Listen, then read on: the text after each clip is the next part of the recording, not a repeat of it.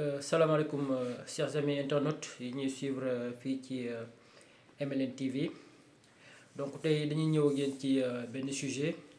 bu concerné supporters sénégalais yi nga xam ne ñu ngi leen a jàpp fële ca Maroc ba léegi. donc CAN 2025 bi dafa nekk CAN boo xam ne jàpp naa ne ci histoire u CAN c'est une CAN inédite. C'est-à-dire que du point de vue organisation en tout cas ba keroog ñu yegg ci finale bi amu ci moroom. C'est-à-dire que c'est une CAN qui a été très bien organisée côté logistique, côté infrastructure sur la pelouse et tout ça. C'est une CAN côté organisationnel qui a été très bien, qui a été réussi. Maintenant sur le terrain, sur la pelouse, bon on peut en dire, on peut en parler, mën nañu wax ci arbitrage bi, mën nañu wax tout ça, mais c'est pas le but du sujet. CAN bi jàll na mais malheureusement ba léegi CAN bi jeexagul, moo tax ma ne c'est une CAN inédite parce que CAN boo xam ne jeex na depuis le 18 mais ba léegi ñu ngi ci prolongation yi. Donc prolongation yi ba léegi jeexagul. Li ko waral mooy les supporters sénégalais yi nga xam ne ba léegi ñu ngi leen jàpp fële ca Maroc. Donc lors de la visite du premier ministre Ousmane Sonko gisoon nañ ci quelques supporters du 12e Gaïndé yoo xam ne bàyyi woon nañ leen. Bon ci vidéo yi sama classe bi ma ko seetaanee dañoo jàppoon ni ñëpp bàyyi nañ leen parce que jàppoon naa ni nombre bi ñu jàpp peut-être eggul benn nombre, mais maa ngi dem ba dégg ñu naan ay 18 supporters et tout ça. Donc ba tax na tey démb sax waa Lébu gi def nañ ay points de presse et tout ça pour wax ak presse ci situation seen doom yi nga xam ne ñoom lañ détenir au Maroc ba léegi. Maintenant situation bi dafa xaw a complexe parce que situation yi mel ni en général bu ci état yi duggaan rek donc vite fait dara décanté wu, mais on a vu que les autorités judiciaires marocaines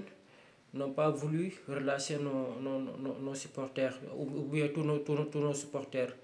te ñëpp gis nañ sur les images yi nga xam ne mu doon circuler sur les réseaux sociaux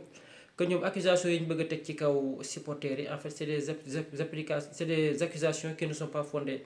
Parce que tamit hostilité yi bagarre yi fa am yépp c'est les officiels marocains qui l'ont commencé. Donc gis nañ ci vidéo bi que ni supporters yi bi ñu tëbee wàcc ci kii bi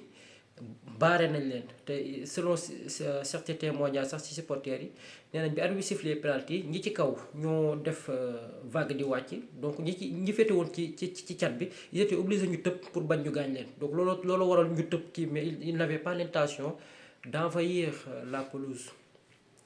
Donc marocains yi ñu leen jëkk a dóor, ñenn ñi fayu, ñi ci jot a jàpp ñenn ñi gis nañ ci dóor nañ leen ba ñu sonn, jàpp nañ leen tëj leen. Mais loolu ci football, loolu yàgg na ci football. Les oligarchies et tout ça c'est des choses qu'on a vu et revu depuis qu'on suit le foot, mais mosul egg benn niveau bi. À la limite bu la jàppee police nga yem, bu la sanctionné c'est juste une sanction pécuniaire, xam nga ñu fay loola xaalis nga fay xaalis bi après nga dellu sa kër. Donc à plus forte raison yow nga organisé CAN ay supporters étrangers seen équipe joué ba njibbi yow nga téye leen foofu ci loo xam ne yenuwul benn maintenant seen premier jugement bi dañ ko renvoyé woon ci ban motif ne comment on appelle les avocats marocains dañu nekk en grève. Bon motif bi nga xam ne moo tax avocats marocains nekk en grève ñun xamuñu ko, bon man personnellement xawma ko, mais li ci xaw a louche rek mooy gis nañ que ni ginnaaw bi ñu gañee CAN bi le président de la fédération sénégalaise de football monsieur Abdoulaye Fall bi mu demee Diourbel déclaration ba mu defoon bay wax ñoom stratégie ñu tegoon pour déjouer les plans marocains. Donc sûrement am na, comme on dirait qu'il y a des lâches partout, donc il y a peut-être ñoo xam ne ñoo traduiral marocains yi ces propos ba le collectif des avocats marocains génn def déclaration di fustiger les propos de Abdoulaye Fall. Man nag foofu daf ma xawoon jaaxal, dama ne les avocats marocains en fait lan mooy seen yoon ci football bi quoi. Bon juridiquement parlant pour utiliser ñoom seeni termes lan mooy seen yoon ci football bi, lan moo ci seen yoon. À la limite on pouvait s'attendre à ce que la fédération marocaine de football dirigée par monsieur Leska def déclaration fustiger les propos de Abdoulaye Fall, mais non, c'est l'association des avocats du Maroc ñoom ñoo def communiqué di ñaawlu les propos de Abdoulaye Fall. Mu xaw a jaaxal ñu bari nag. Donc ci saa si tous les observateurs avertis xam ni que ñii ni seen communiqué bi dañ leen ko waxloo dañ leen ko bindloo et que sûrement monsieur Leska moo nekk ci gannaaw parce que le gars là apparemment c'est un mec hyper puissant yaakaaroon nañu influence am ci biir CAF la yem mais apparemment voilà quoi ay bànqaasam law na fépp ci biir réew mi quoi ba di bu mu mën a defloo communiqué le collectif des avocats marocains. léegi bi loolu après communiqué boobu ñu war a juger nos frères ñi nga xam ne ñoo nekk Maroc et ci saa si on a vu que les avocats marocains dañu dem en grève comme li ma wax sànq ci au début de mes propos xawma lan mooy motif bi tax ñoom ñu dem grève donc xawma ko donc mënuma ci avancer mais sànq aussi j'ai appris que déjà ñoom suba le 5 le 5 muy suba lañ leen war a attewaat lañ leen waroon a attewaat mais monsieur Kabou l'avocat burkinabé là bi nga xam ne bokk na ci avocat yi leen war a défendre foofu ca Maroc nee na le collectif le mouvement de grève de ses frères marocains est toujours en cours donc malheureusement nos frères ñi nga xam ne ñoo nekk ci prison yi foofu Maroc te bokk ci supporters sénégalais yi donc duñ leen juger suba donc lan moo war a nekk solution bi c'est-à-dire que solution bi pour la mënul nekk gatsa parce que bon ak lu mënti xew ñun ak Maroc dafa am lu ñu lié maintenant c'est à la partie marocaine de jouer pour man de jouer la partie quoi, c'est-à-dire de jouer son rôle quoi, c'est-à-dire que li ñu boole dafa yàgg et puis je ne pense pas que c'est pas 120 minutes de football moo war a yàq relation bi nga xam ne Sénégal ak Maroc tabax nañ ko pendant des décennies. donc ils n'ont qu'à revenir à la raison nos frères marocains revenir à la raison. match bi jeex na, match bi tas na bu yàgg,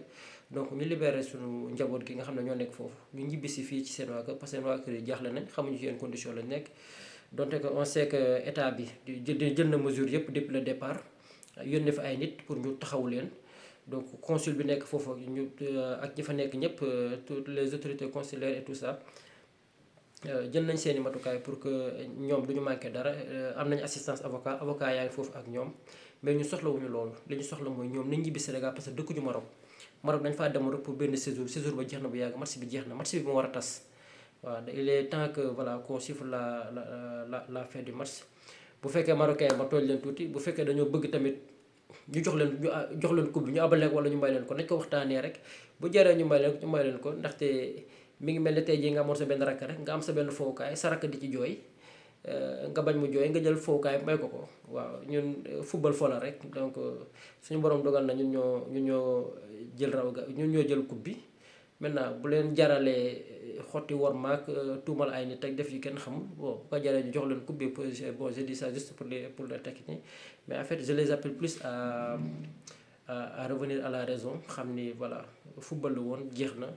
jarul yenn yi. on n'a jamais vu un match de football bu jeex après ñu jël ay supporters yoo xam ne xeex bañ leen di jiñ sax déclenché wuñ ko, dañ leen dóor ñu fayu nga jàpp leen bëgg leen tëj pendant plus de 2 mois, donc gisuma lu ko fi jar quoi. donc lañ leen bàyyi ñu ñibbi si suñu njaboot, loolu lañ leen di ñaan, et puis que relation Sénégal Maroc mel na meloon ni ñu ko xamee woon. voilà quoi ñu jàll ci leneen ko moo di jërë ngeen jëf.